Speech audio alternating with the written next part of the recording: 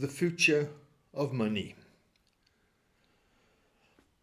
I want to begin by dispensing with a comforting illusion. The future of money will not be primarily about economics or markets or banking, not even about value.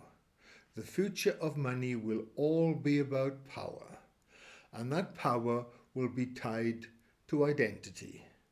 Everything else is mere sentimental accounting. In Flight of the Golden Geese, together with my good friend and co-author David Lesperance, I described how the wealthy, namely the economically productive elites, will migrate physically and electronically to wherever they are most lightly constrained. Capital, talent, intelligence. They will flee from over-regulated, over-taxed and over-moralized societies. Why is that? Because the modern nation state, and the federal state for that matter, is bloated, sentimental and egalitarian. Its leaders believe they own the population. That population is a resource to be taxed, a modern form of slavery. Their leaders have become greedy. They ignore the advice of Jean-Baptiste Colbert, the Minister of Finance to Louis XIV, who was clear about taxation way back in 17th century France. The art of taxation consists in so plucking the goose as to obtain the largest possible amount of feathers, with the smallest possible amount of hissing. Today's golden geese can fly away, taking their wealth with them. Not metaphorically, but digitally, cryptographically, physically, and jurisdictionally. Wealth is becoming post-territorial, post-national. And once the wealthy escape the state loses its primary instrument of coercion over this important sector of society, which pays the largest part of the total annual tax take. The future belongs to those who can escape.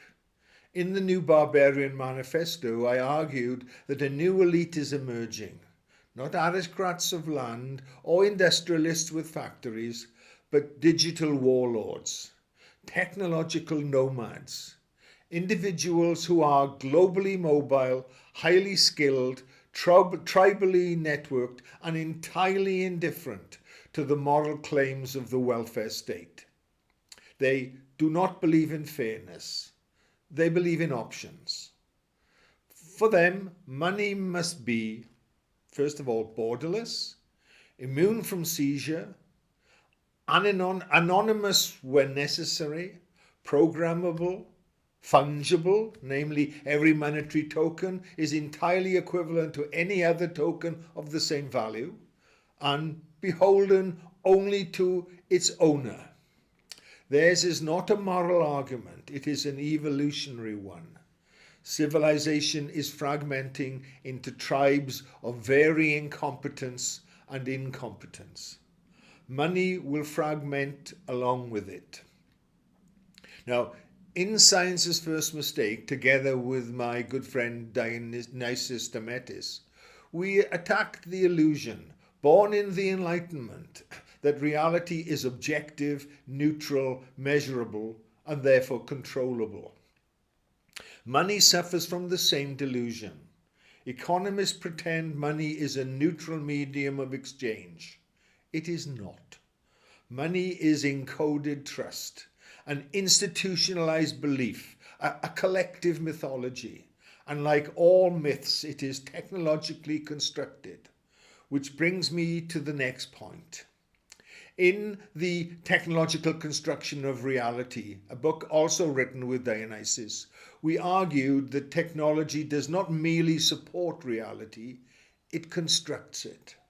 Our reality is brought about by technology. It is filtered, engineered, and so is money. Gold was once real money because its metallic properties and its scarcity defined its credibility. Then paper money, fiat money, became real because states monopolize both its printing and the right to use violence against dissenters. But nowadays, digital systems are defining a different reality. Money is becoming code, and with it is cryptocurrency. Then whoever controls the code defines monetary reality. The question, therefore, is not what is money, the question is who controls the architecture. In my 2008 paper, As I See It, Enclosing Identity, I described how identity is being enclosed, commodified, digitized, and owned. You believe your identity is yours. It is not. It is stored in databases, stored, ranked, evaluated, sold, and soon money will be tied directly to a digitized identity, which is owned by whomever controls the database. You will have to pay for access. Just consider what is emerging. Central bank digital currencies, biometric authentication, transaction surveillance, possibly including RFID chips on what remains of banknotes, behavior-linked permissions to access the money. This is far more than financial innovation. It is the enclosure of the identity itself, the enclosure of land created industrial capitalism. The enclosure of identity will create digital feudalism. Whole populations are becoming digital slaves. In this new order, access to money will depend upon your compliance, your health status, your political conformity, your carbon footprint, your reputational score. Money becomes conditional, and conditional money is more than mere money. It is part of a system of rationing, where access to goods and services is selectively restricted, based on bureaucratic rules rather than freely determined by the holder of the money in voluntary exchange. Object to the system and the link to your identity can disappear with a flick of a switch. We are entering a world where money will no longer be fungible, a store of value and a medium of free exchange. Rather, it will be a system to control behavior. Programmable money will entail permission required for each purchase, spending restrictions, how much you can spend, geographic constraints, where you're allowed to spend it, placing expiry dates on the money. In other words, the future of money will be moralized, and moralized money is tyranny, but dressed as benevolence. I predict bifurcation into two monetary ecosystems. First, on the one side, the state system, central bank digital currencies, full surveillance, identity-bound wallets, automatic taxation at source, negative interest rates if required, behavioral nudging. This is the system being imposed on the compliant majority. It is safe, stable, and tracked. Then, secondly, we have the barbarian system with cryptographic assets, stateless currencies, jurisdictional arbitrage, decentralized finance, peer-to-peer systems. This fragmented, experimental and volatile system is for the agile minority. It is risky and unstable, but free of political manipulation. There are historical examples of proto-barbarian systems. For example, in the 1780s, cash shortages in Britain were absolutely critical. There wasn't enough copper to go around to pay the wages. Enter the Paris Mines Company. From 1787, their Birmingham Mint manufactured penny, halfpenny and farthing tokens, initially to pay the workers at their copper mines at Paris Mountain on Anglesey. Very soon they were accepted everywhere because their value was redeemable as gold and silver coin of the realm on demand at any company office. Subsequently, several different companies produced token coinage, although, to be honest, not all of it was honest. George Selkin, in his excellent book on the topic, argues that without private tokens, and it had been left to the government, then the Industrial Revolution would never have taken off in Britain. Of course, successive governments hated the notion of private coins, and these were finally banned following an official recoinage in 1816. Governments have always been ambivalent to money, even their own issue.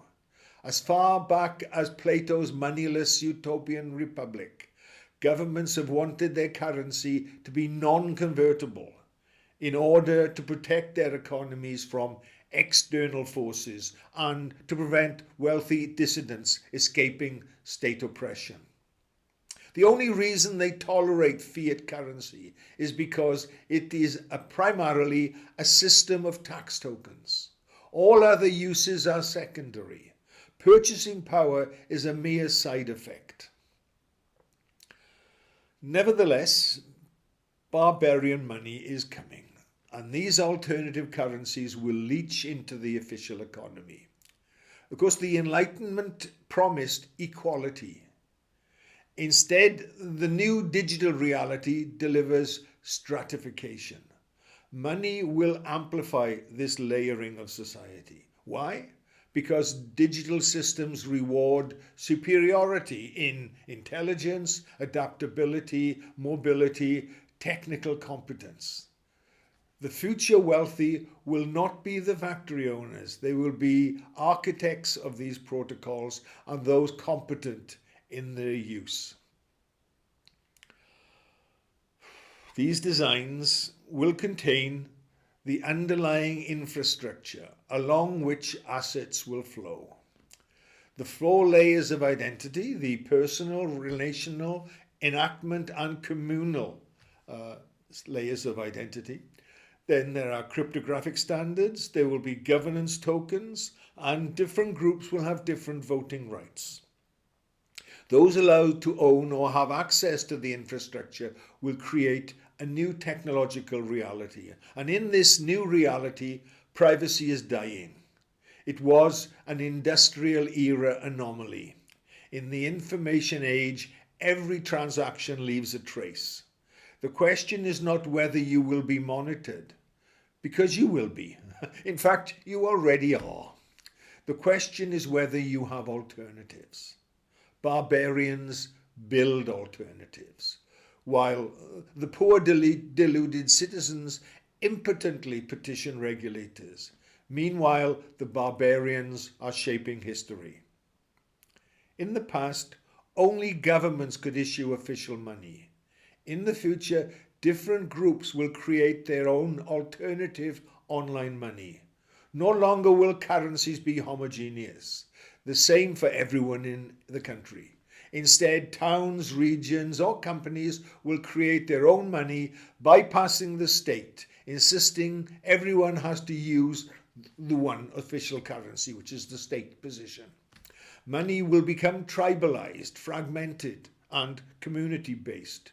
Different online groups will create their own online tokens for their own internal economies. These will reward participation, giving voting power, unlock benefits, represent ownership. Big companies may create their own internal money systems. We've already seen early versions of this in airline miles, supermarket credit and coins from various platforms like Amazon gift balances and Starbucks stars rewards. Although not national currencies, they still function like money inside company ecosystems. Online platforms may directly pay economic participants in their own tokens for creating content, moderating communities, sharing knowledge, or contributing code. Loyalty will be monetized. Early supporters get valuable tokens. Active members receive perks that can be traded or sold. Long-term participation increases rewards. Loyalty stops being just emotional. It becomes measurable and rewarded. In traditional finance, you use assets like property as collateral. In digital systems, your reputation becomes an asset. A trusted seller gets better borrowing terms. A highly rated contributor gains governance power. A long history of good behavior unlocks financial privileges. Your track record becomes economically useful.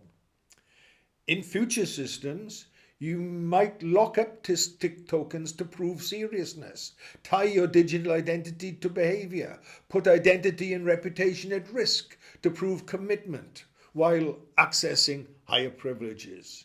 Your digital identity becomes something you invest in and you protect.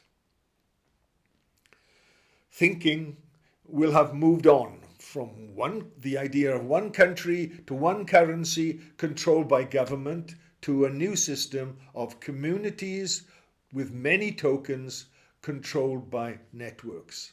Money becomes programmable, more local digitally, and more tied to participation and identity. Money becomes contextual, community specific, and weighted by reputation.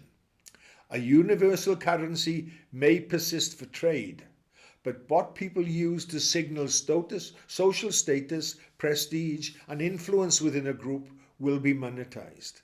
And status, not consumption, drives power. The greatest transformation will not be technical, it will be psychological. You will no longer own money in the way you imagine. You will have access rights, usage permissions, and conditional balances.